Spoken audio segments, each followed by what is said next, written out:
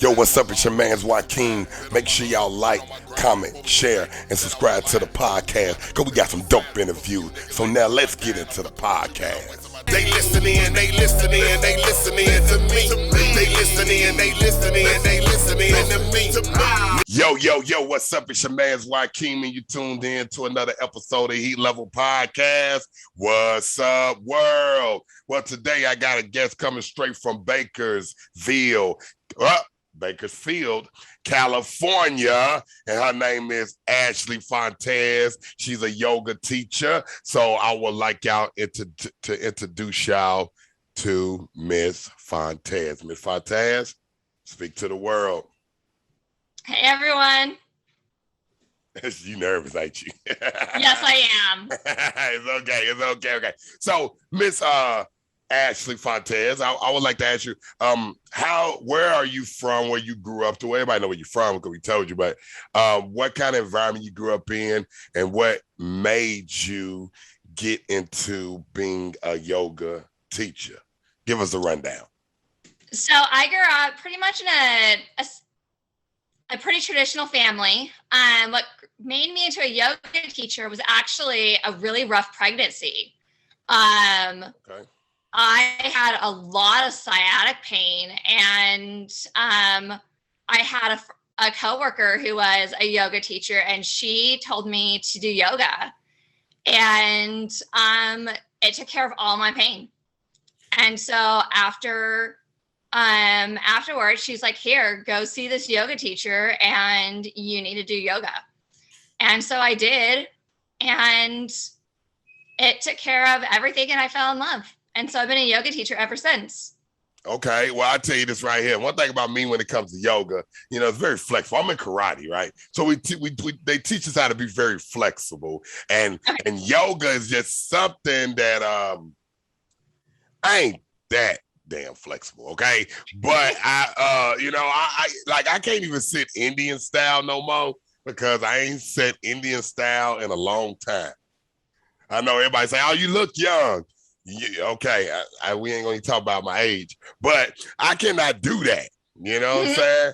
But I would love to get back into being able to be that flexible. So karate is actually teaching us of getting back to being flexible, the stretches and stuff. So let me ask you, so so when you first get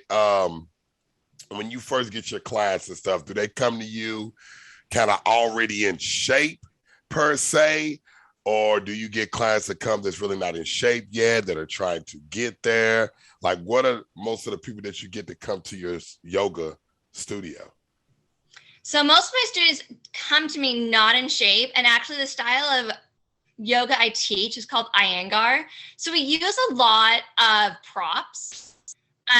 So if someone like you come into my studio that can't sit in Indian style, then what we do is we give you blankets to sit on so that you're sitting higher up. And then if that still doesn't work, then, we may give you a bench to sit on, and then we give you something to put underneath your knees to prop you up so you can sit in Indian style, and that you can get in the pose and you can get the benefits of the pose. So you saying that they have stuff, they got all types of toys for everything in the world, man. All types of toys to get you in the pose. Okay.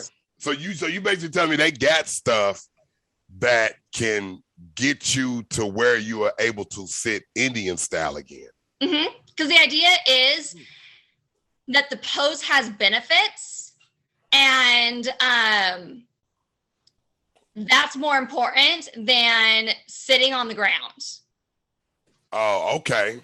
Well, like for example, it's kind of like being what's that word I'm looking for?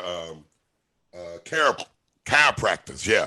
Like chiropractors tell you about how you sit straight, you sit straight up, have good posture, you know what I'm saying? And it helps a lot. Helps a lot with a lot of health issues too, from back and knee and stuff like that. So the benefits, do you know some of the benefits of being able to sit Indian style? Other than just being flexible, like, does it help out with a lot of joints and stuff like that?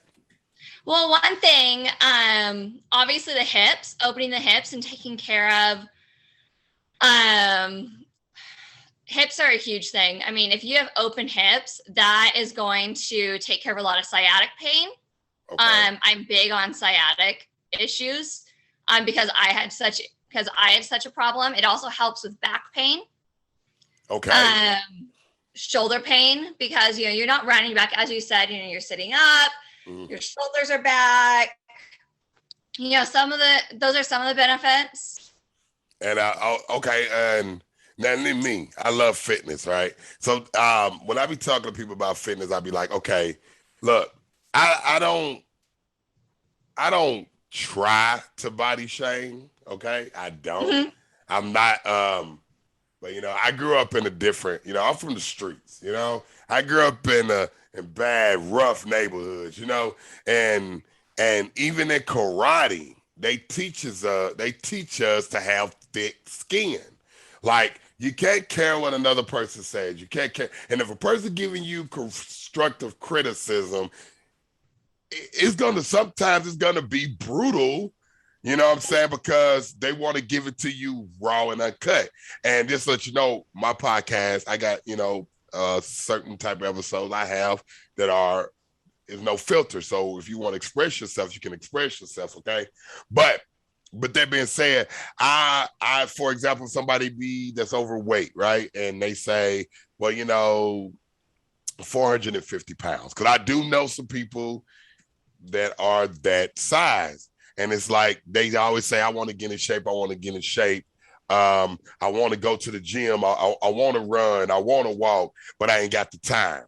And I always tell them, you do have the time. You just choose not to do it, right? It's always about priorities. And so when I hear it over and over, I just kind of be brutal to them. Like, look, man, you're complaining about your knees. You're complaining about your back. You're complaining about this. Look, dog, you're big. You're overweight. You weigh a lot of pounds. If you want to get that done, you have to exercise. Like it or love it. You can't do the things that people like me can do or people like you can do because you can't even move the same way. So you're limiting yourself with carrying all that weight on you. And I be kind of brutal sometimes because I got to get my point across because some people don't understand. Everybody's so nice sometimes. And it's like, look, sometimes you got to let people know, look, I'm tired of you saying this, and that. This is what it is. This is what you need to do. How you feel about that?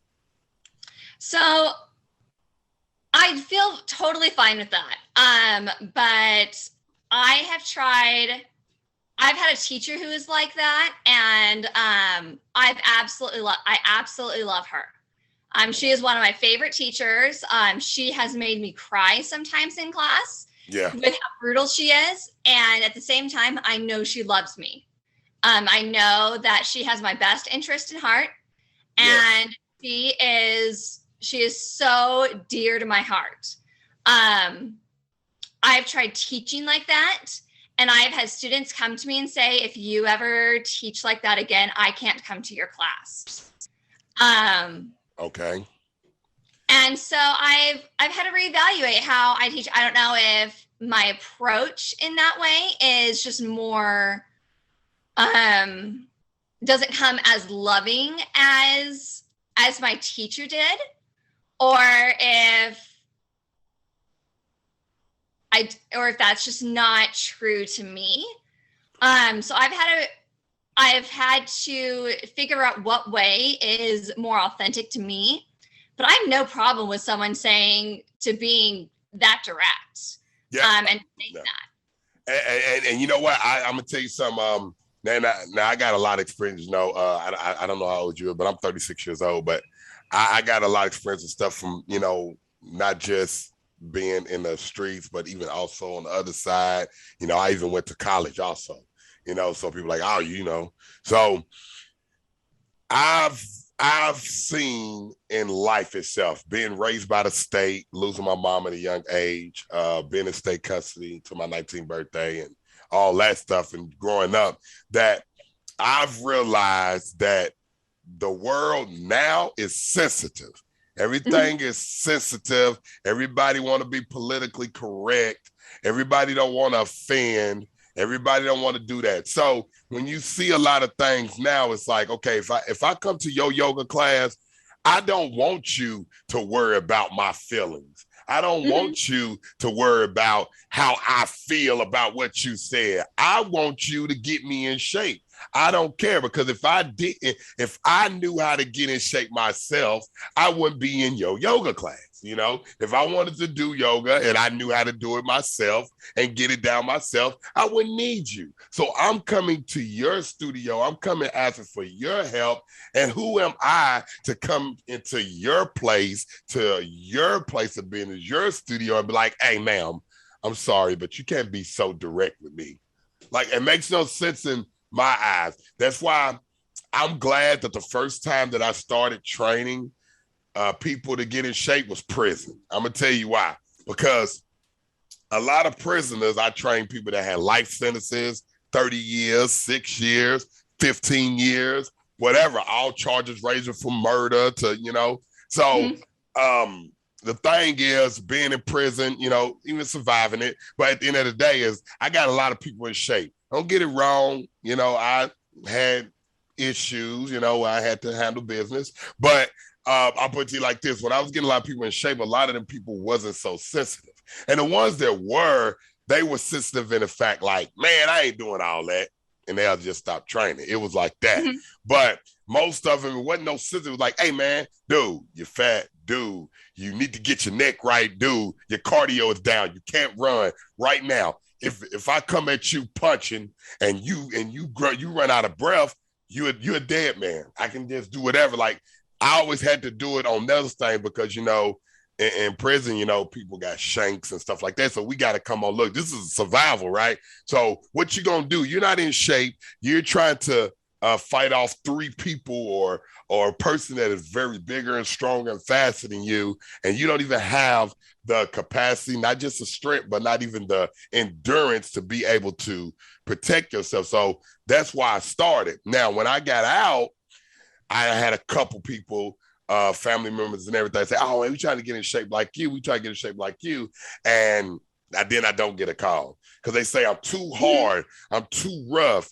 I'm too direct. Like I push them too much. And I say, look, if I'm pushing you too much, then you're with the wrong trainer.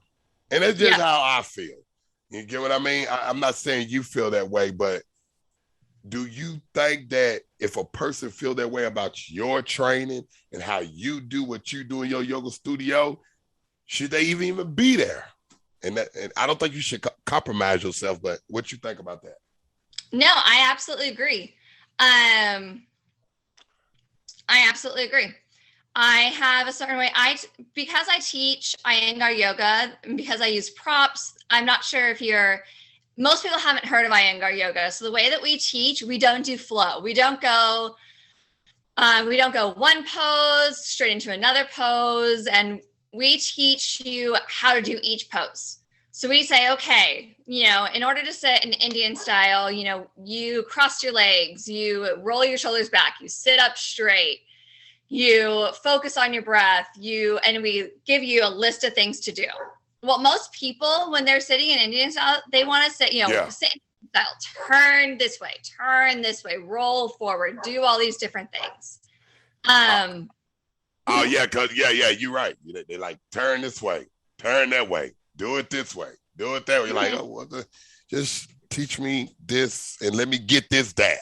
Yeah. So we're like, let's get this down. Let's teach you how to do this before we tell you, okay, now move, now flow, do all these different things. So I've had people get up and walk out of my class. I've had people do their own thing. And I've had to say, stop, like, you're in my class. This is how we do things in my class. And I need you to follow my lead. And like I said, I've had people walk out of my class in the beginning of my class, in the middle of my class. And I completely agree. If they don't want to be in my class, I don't change how I teach. No, you shouldn't. Hey, let me ask you this. If you have someone say, oh, she's just a bitch. She's like a Karen. You ever heard people do you like that? Hey, yes. I love it. People even in my relationships, whatever, with family, friends, spouse, whatever, I get you an asshole. Can't stand you. And I'm like, yep, sure am. Sure am an asshole. Don't stand me. You be all right. You know what I'm saying? Because I'm going to give it to you raw and uncut. And I think, and that's what's wrong with a lot of society anyway. You talk about yoga. Yoga is a good way to get people back into shape and flexible and stuff, work on their body and muscles, but also discipline also, because a lot of people come in your class, and I know you get it. They come in your class and they're so used to the outside world, they feel like, okay, since I'm in your class, you need to be like everybody else is out there. Yeah. Like, no, when you come in this building, this is me. This is my domain. You know what I'm saying? Respect the rules of my domain, or you can get out. People feel like, well, I'm paying you that you should treat me like this. You're paying me to do what I do. I'm not going to compromise for you, and you. And I get that a lot, right? I tell people, I treat everybody the same. And I be having people like, oh, you treat this person like this. But I'm this. I'm this. I'm closer. I'm that. I don't care if you close, near, far, real daughter, by a stepdaughter. Y'all all gonna get treated with that same type of stuff. I'm not gonna give you more than that. That ain't how it works around me. I'm gonna be brutally honest for each one of y'all. Whoever shed tears, I'm gonna tell you better wipe that up. And whoever don't cry, that's what I'm talking about. You know what I mean? And that's how I operate. You know what I mean? So I understand that totally. You get what I mean? Now, a little bit on yoga. Tell you something, about me and yoga. I thought yoga was just for girls. Of course. So go ahead and break me that. Is that a myth? Okay, because I'm just saying, I used to, when I first heard the thing of yoga, I don't know who... I used to watch this video. What's her name? Janelle Monáe. I don't know if you know who Janelle Monáe is, but she had a song called Yoga. And when I went to prison, girls were just wearing jeans and boom, boom, boom. Then when I get out, I see all these girls wearing what they call yoga pants. Like, this is what they wear. And I'm like, all these girls wear yoga pants, but none of them do yoga. Like I'm trying to and I thought yoga was just for females, but then I started seeing guys in it, and I was like, I don't know if I'm more manly and stuff. I don't know. Is that a myth? Let me know. Is that a myth? Am I tripping? No, so a lot of girls do yoga.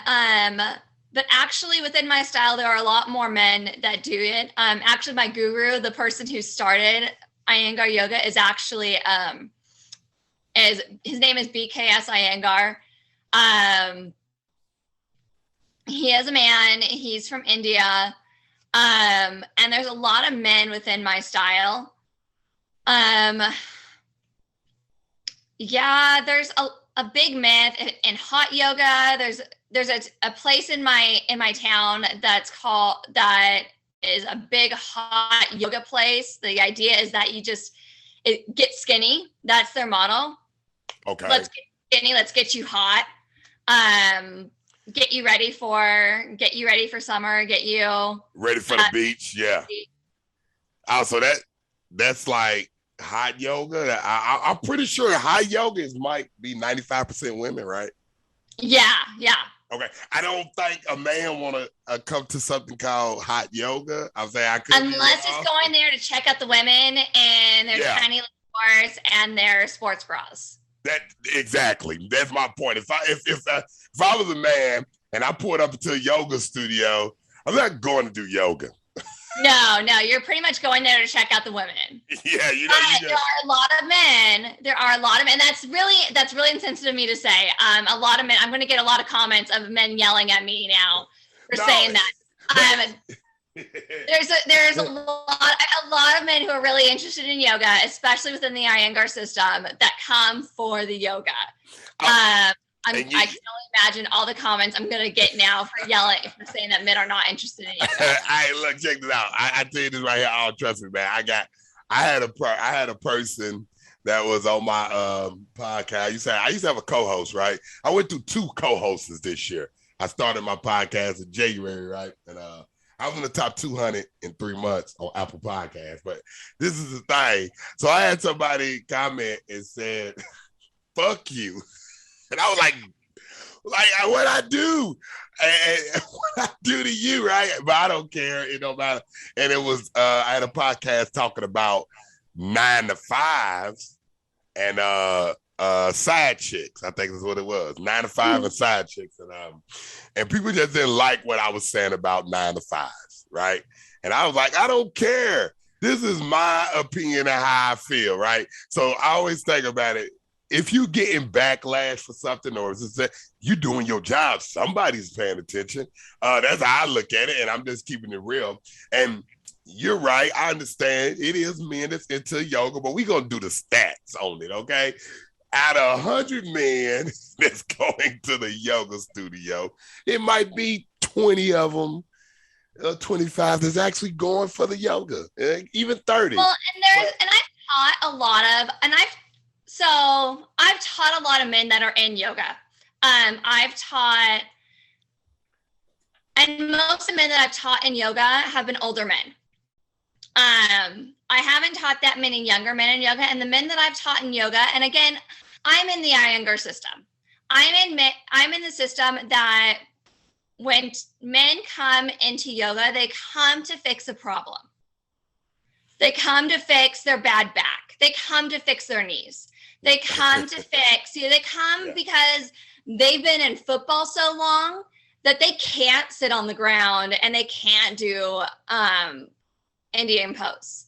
Or maybe they can't do those things. So and then when they get older, it's kind of hard when you get older and you're messing with younger women too. They got to come to yoga because they got to get their backs right. You 60 years old and you got your 21-year-old because you have money.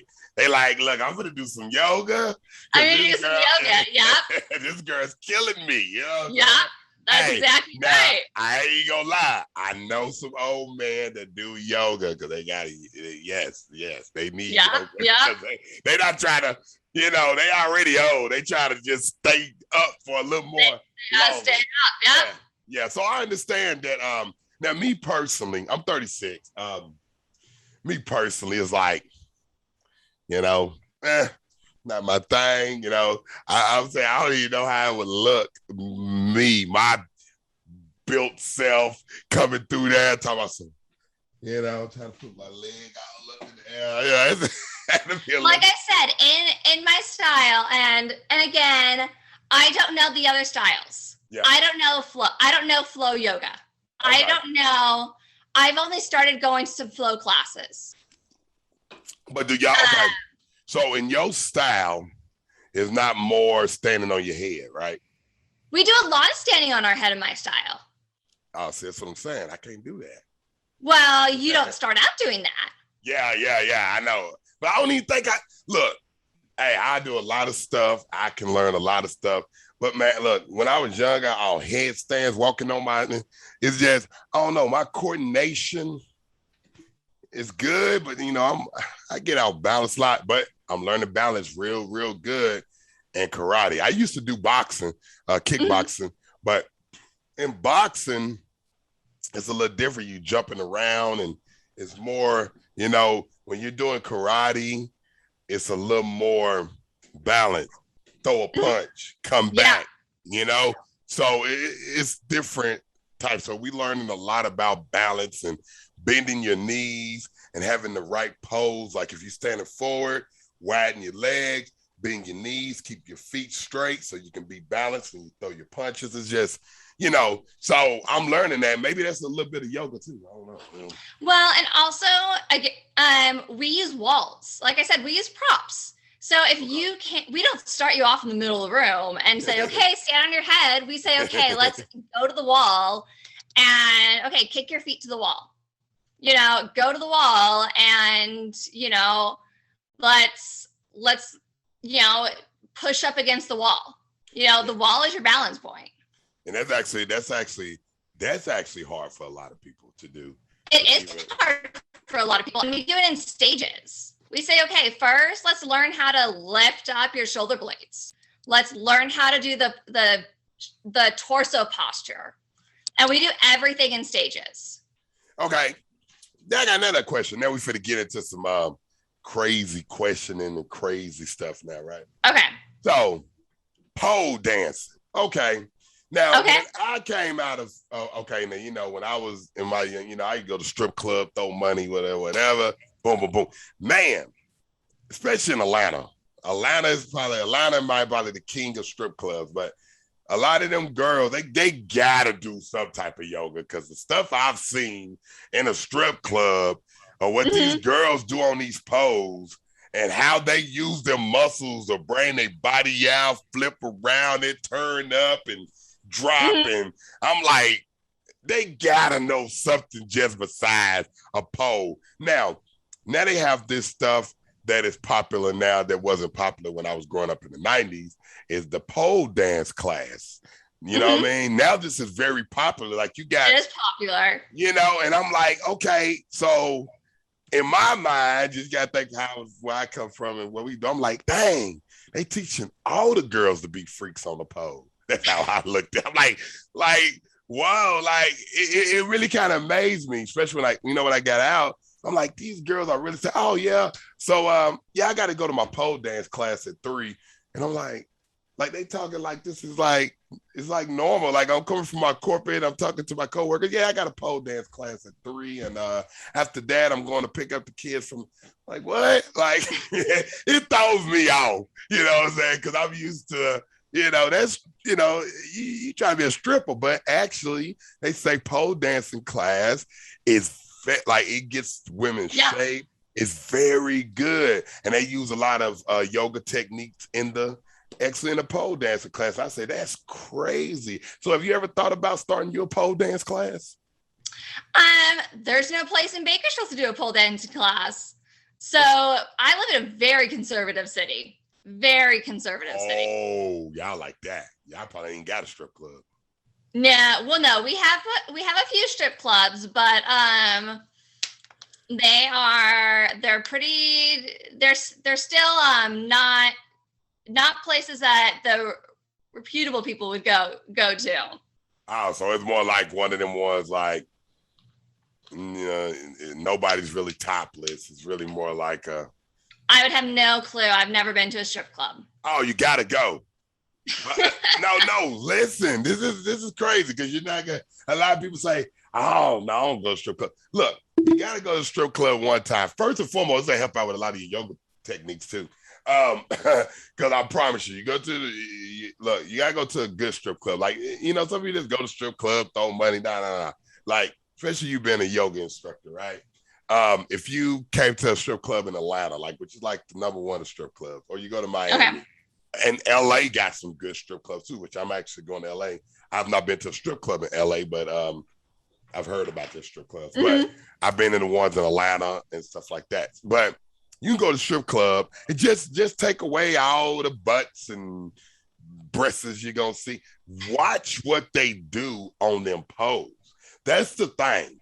And the techniques. And some of them girls, and you talk to them, they have no training. No formal training.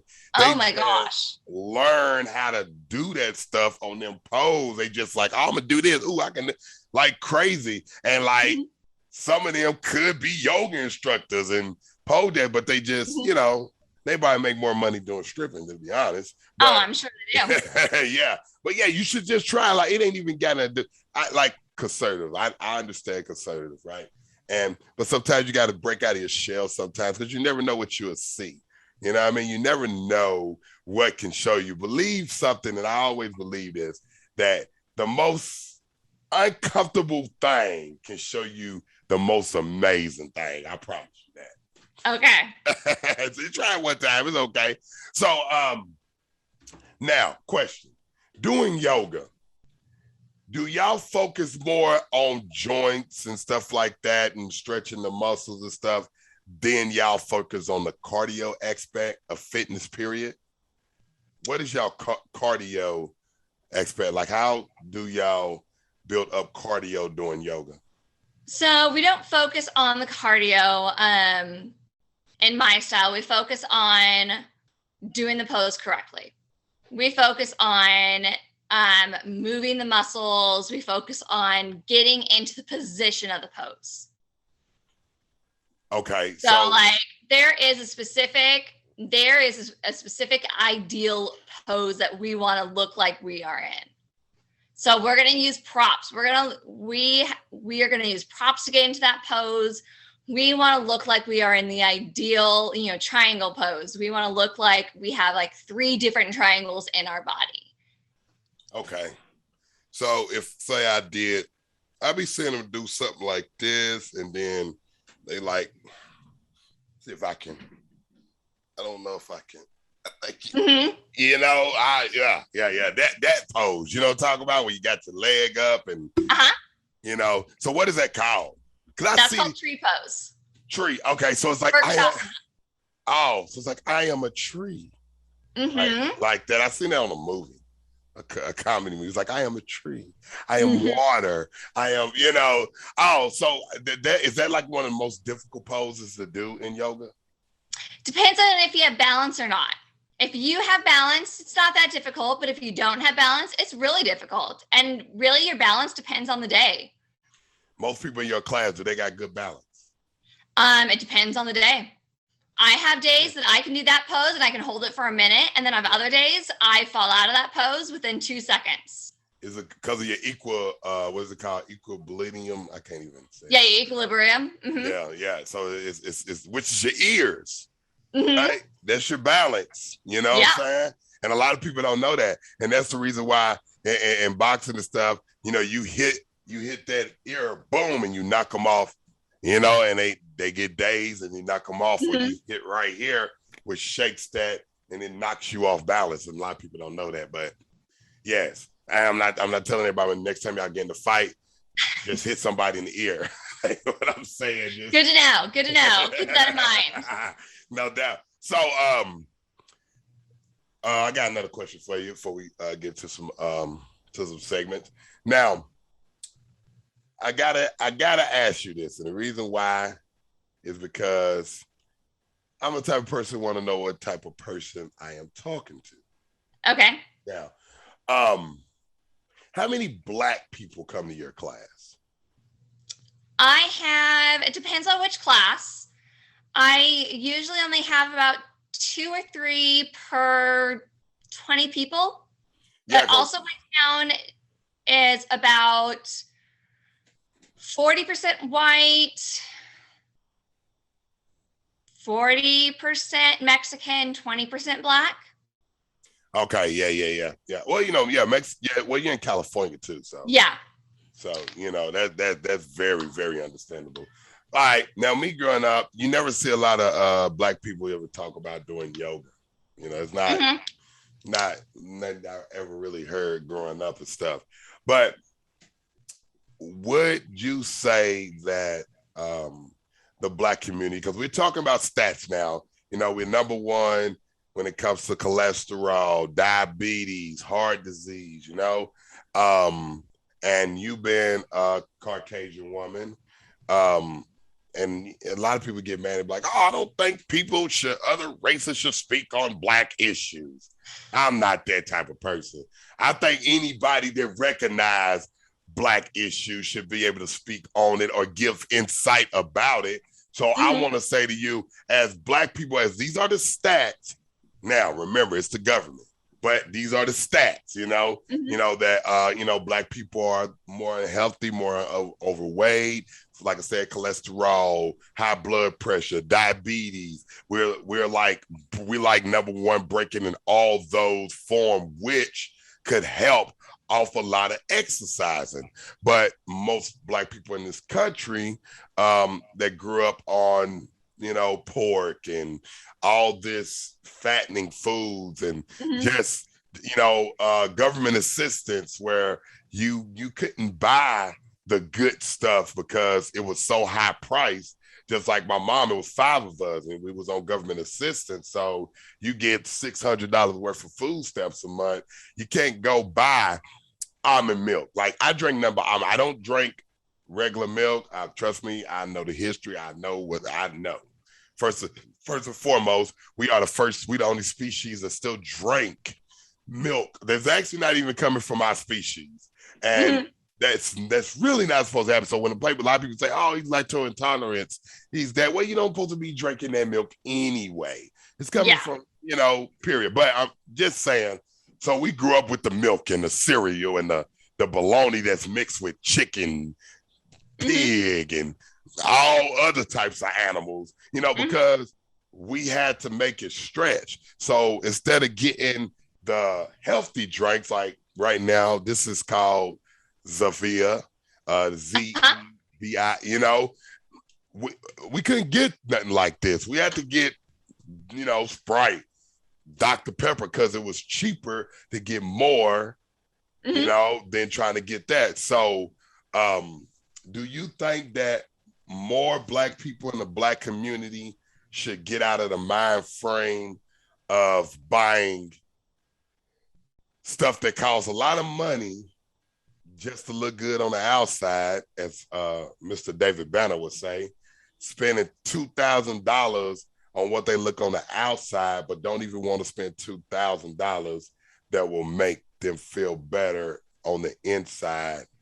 What do you think when it comes, especially when it comes to the Black community, because we are so high in all of those death categories that a lot can be fixed by eating right and fitness? That's really hard to say because the people in the Black community that I know don't have that much money to spend on all that's the stuff that makes them appear like they have. Well, I'm talking about like the food too, though. Like, oh yeah, no, the people in the Black community that I know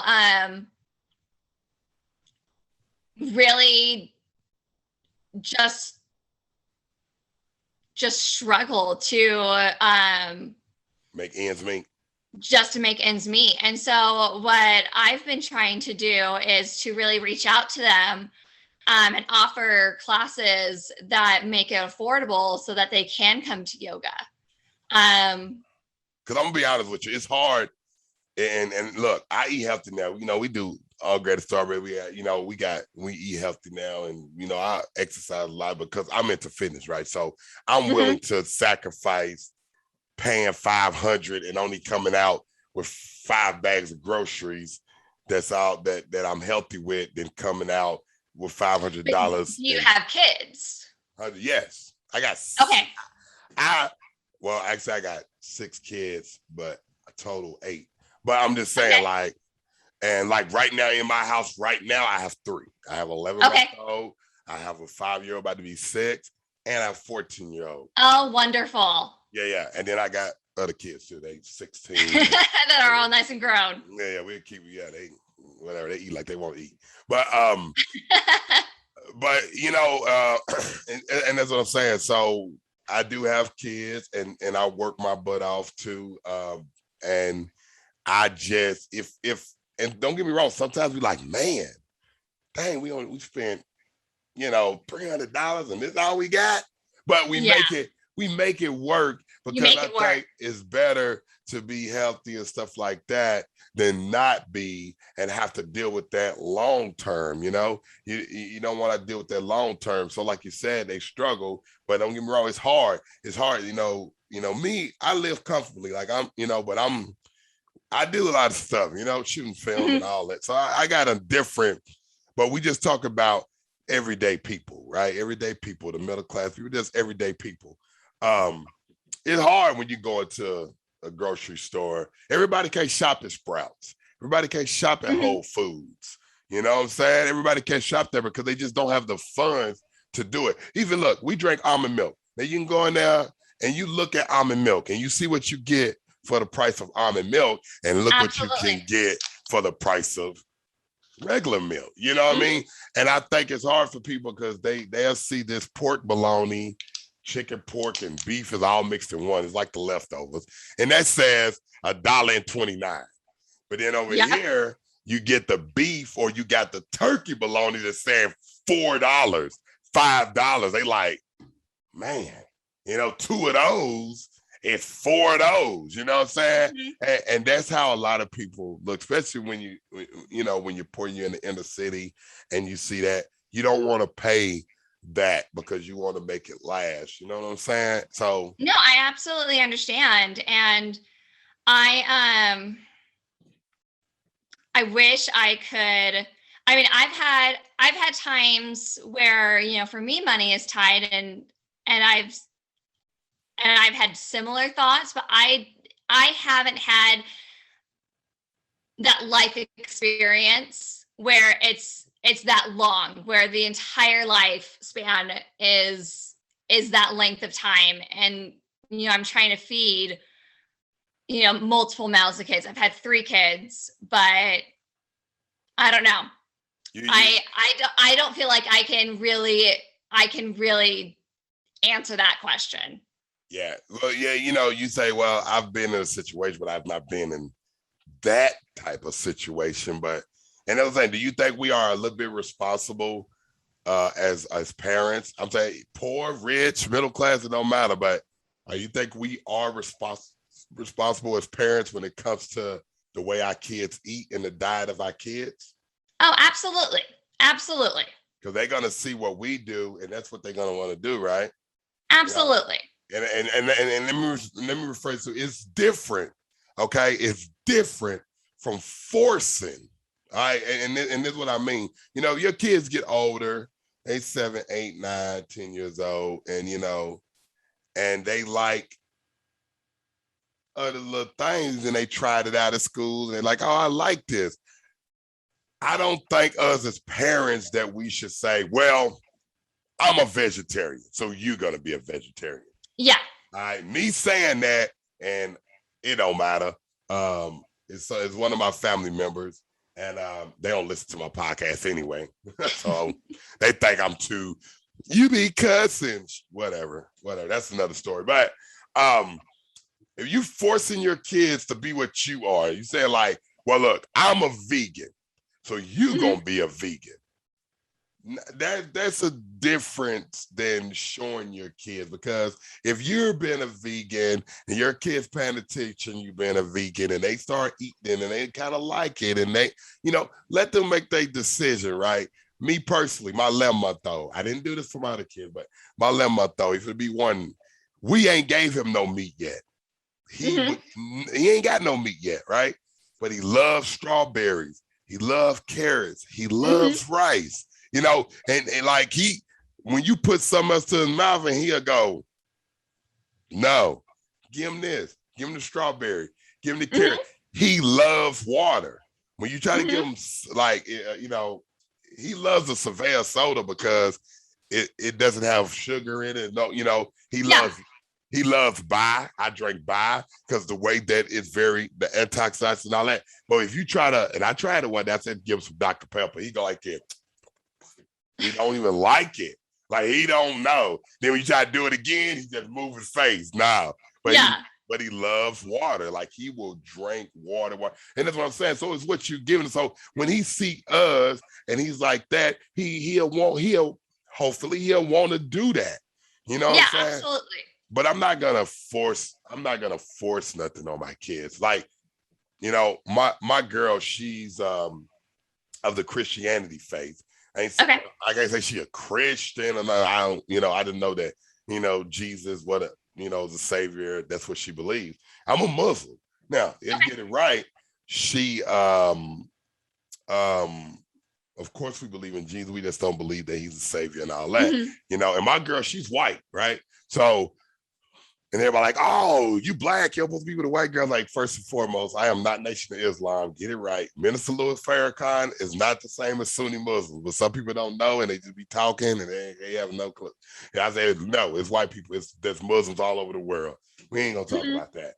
But I'm just saying, so we don't try to force nothing on our kids. It's let them make the choice. Like, but my son, I'm a Muslim, and all that, and he wants to follow that and stuff.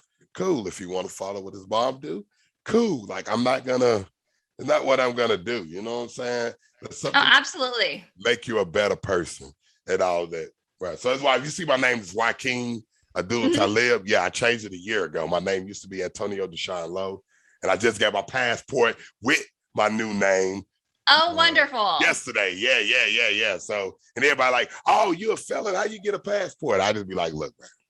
I said, y'all need to get educated. That's all I can tell people these days because they think this, and that. Get educated. Just please get educated. But one more question, okay? And then we'll get the thing. One more question. America.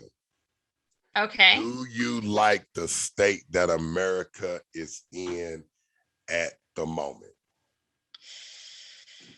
Be honest. No. Okay. You ain't even gotta explain. Okay, good. Okay. No. Thank you. We'll leave that one for another podcast because we'll do another one and we'll talk about, because I'm actually supposed to be talking to a lady who's a campaign leader for a governor race in Texas. So I'm gonna save a lot of the political questions for her. Thank you. But we can get and have one of those too, and I'll let her bring you back on. All right. So before we get to the last two segments, tell everybody where they can get your social media at, and if they in your area, phone number or whatever to your yoga place. Okay, so my social media is all Read and Yoga. Most of my stuff is based on kids yoga. I will be teaching adult yoga at a place called Bakersfield Yoga. You can find everything readandyoga.com. And that's my Instagram is Read and Yoga. Spell it for the ReadAndYoga. Okay. And the reason for that is I am a children's author. Oh, you're a children's author too. It's crazy because I just had an interview with a children's author. Her name is Dr. Dawn Minge. Yeah, of course. Oh, wonderful. Yeah. She won 41 awards. She went to Film Festival, won some awards. And I actually just had her on, and you'll see her episode come up also. So it's crazy, man. Yeah, I shut my podcast down for a whole month. I had to reevaluate, revamp. I said, I want to bring authors, musicians, hip hop, yoga, entrepreneurs. I want to bring people got a story. They want to talk about their business, and I wanted to switch it all up instead of having it be the same of what you get. Because I'm a hip hop artist, by the way, and a film director and maker. See, so I didn't want to get that same stigma. Like, okay, you got this cat from the hood that this is what he's gonna do. So we know exactly what his podcast is gonna be. You know, it's time to change that narrative. And so if you actually go back and listen to some of my podcasts and you watch the visual, you understand what I'm saying. Okay, now we here to our last two segments. So the first segment is called Under the Bus. Basically, I'm gonna say two names. You have to pick which one you'll choose, and one that has to go up under the bus. You got me? Here we go. So since you are a yoga instructor and that is a part of fitness, I'm gonna give you two people. Now, I had to give you someone that you might know or you might not know, right? So you let me know. And if you don't know the other one, I got another name for you.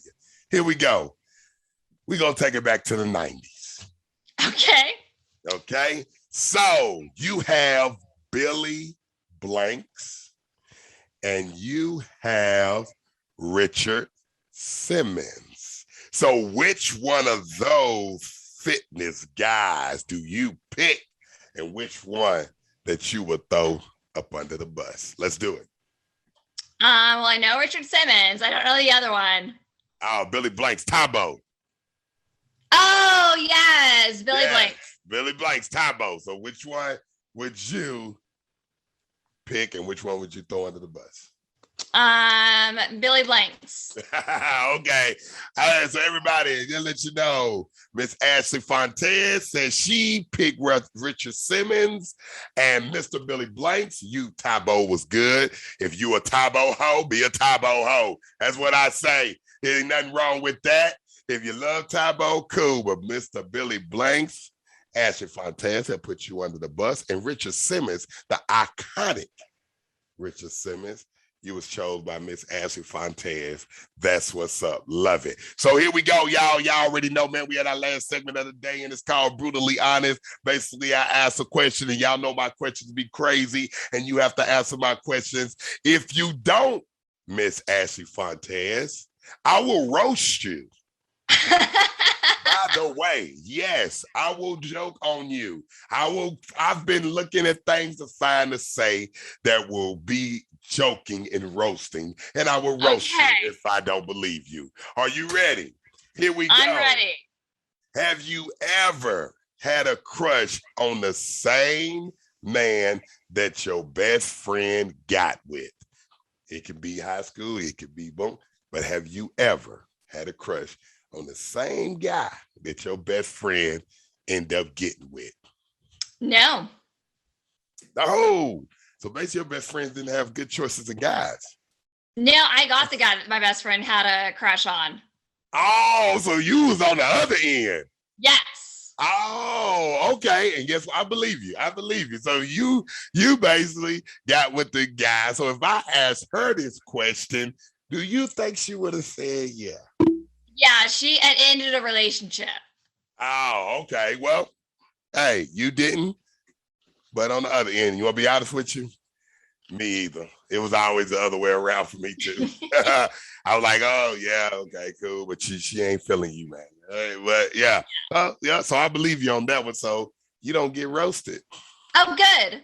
Yeah, because that would have been pretty brutal. That would have been brutal. I'm a comedian too, by the way. So yeah, it would have been very brutal. I've been roasting my whole life. Think about it. I was a kid with the gap and the big lips. What? I got roasted. So when I grew up, I learned how to roast. You learned how to roast. You better know it. All right, well, yeah, nice having you show. So everybody, make sure y'all like, comment, and share on this podcast. So y'all already know I'm about to give y'all everything right now. Okay, so if y'all want to go listen to my music, it's Joaquin, it's W-Y-Q-E-E-M, it's W-Y-Q, Eric, Mimi, Mama, Mumu. If you want to go watch my music videos, it's Joaquin TV, it's W-Y-Q-E-E-M TV, that's W-Y-Q, Eric, Mimi, Mama, Mumu. And y'all already know this Heat Level Podcast. Y'all want to go listen to this podcast, you can listen to it at heatlevelpodcast.com.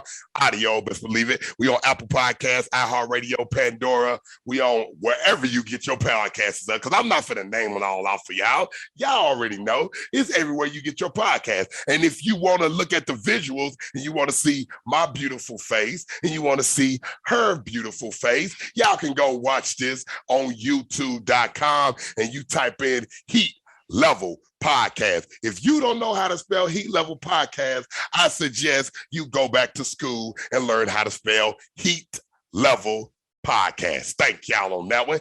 And so, Miss Ashley Fontaine, do you have any encouraging, inspiring words to say to the people before we get up out of this podcast? Go to yoga. Get in shape. There you go. Brutal, direct, to the face. We are not cutting this. Y'all people need to get in shape. And we are not body shaming. We love all shapes of people, but health is number one. So thank y'all, man, for coming out. And y'all know how I always say, I'm about this big. Every time they in, they ride. Every time they hear this beat. Every time they in the spot. Every time I'm on they street. They listening to me. They listening to me. Every time